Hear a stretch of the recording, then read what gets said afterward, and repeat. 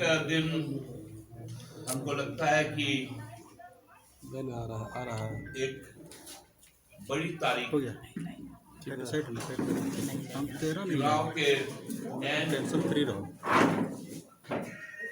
माननीय उच्चतम न्यायालय द्वारा जो फैसला आया इलेक्टोरल बॉन्ड को लेकर और उस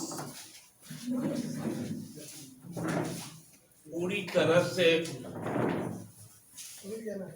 काले को सफेद करने का जो नहीं भारतीय जनता पार्टी की योजना थी उसको असंवैधानिक करार करते हुए माइक रखा हुआ है निरस्त किया गया। तो माइक से फिर ऑडियो नहीं आएगा।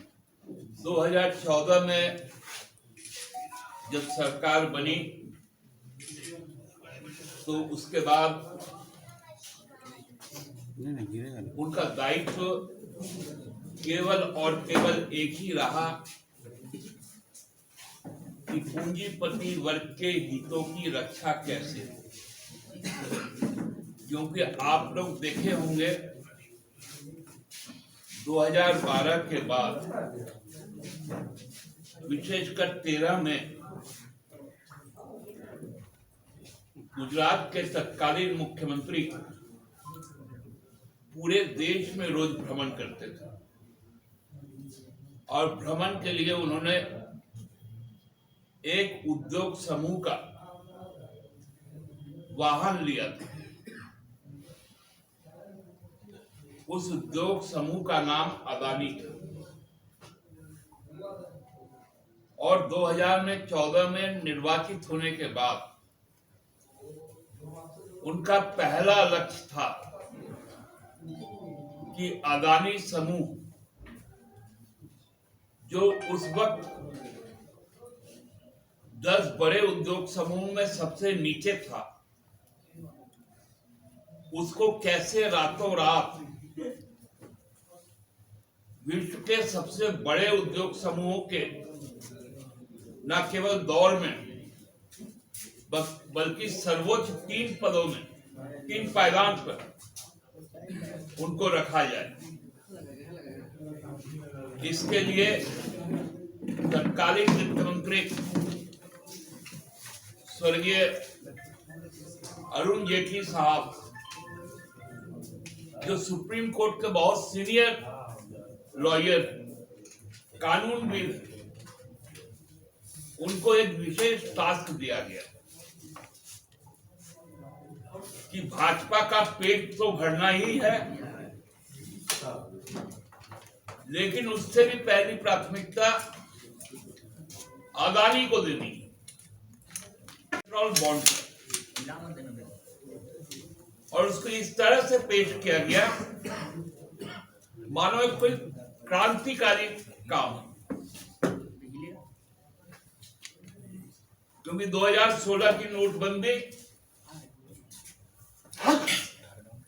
की जो विफलताएं थी उन विफलताओं को अब ढकना था।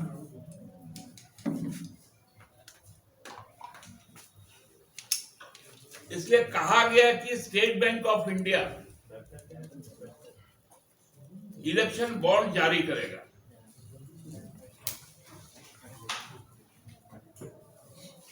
वो बॉन्ड कोई भी खरीद सकता है जिसकी पहचान एसबीआई नहीं बताएगा और वो बॉन्ड किसी को भी दे सकता है जिसके बारे में वो भी किसी को नहीं बताएगा। तब याद कीजिए हम लोगों ने इस पर कहा था मैंने कि ये पूरा मनी लॉन्ड्रिंग का मामला है, धन शोधन का मामला है। पॉलिटिकल पार्टी कहने के बाद आरबीआई के तत्कालीन गवर्नर ने भी इस बात को कहा था कि इससे रेगुलेशन में दिक्कत होगी।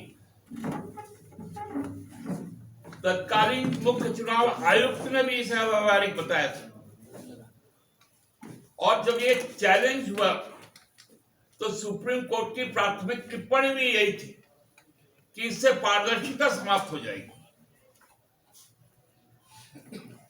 लेकिन हम तो हैं मस्तान, मेरे पास बाहु में है दम,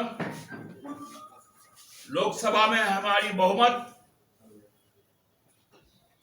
2018 से इसको लागू कर दिया गया। पहले तिथि की गई कि 1 अप्रैल से होगा।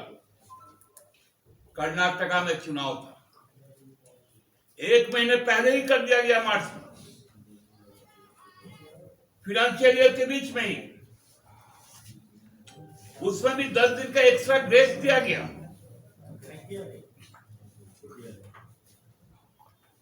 और जो इलेक्ट्रल बॉन्ड आए, जब उस पर आरटीआई हुआ तो कहा गया कि इस पर आरटीआई के दायरे से यह बाहर है।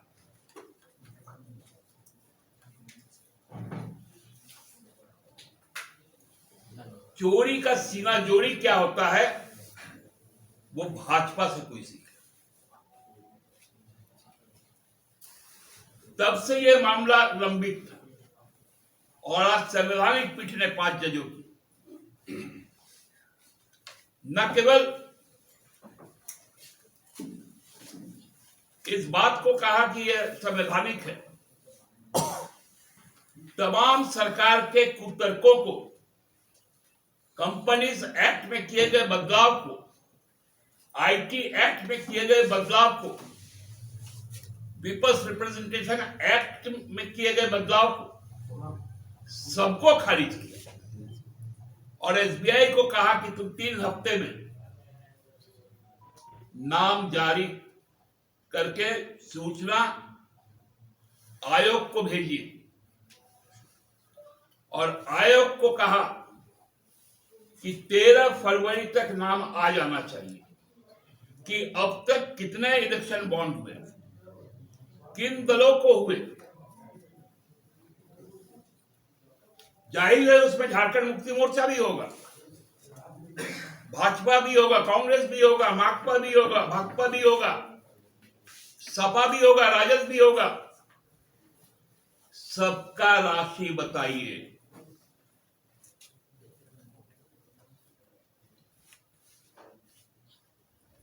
और हमको लगता है कि एक ऐतिहासिक फैसला है, क्योंकि जब चुनाव की अधिसूचना जारी होगी तो चुनाव आयोग बताएगा देश बेचने का काम किसने किया।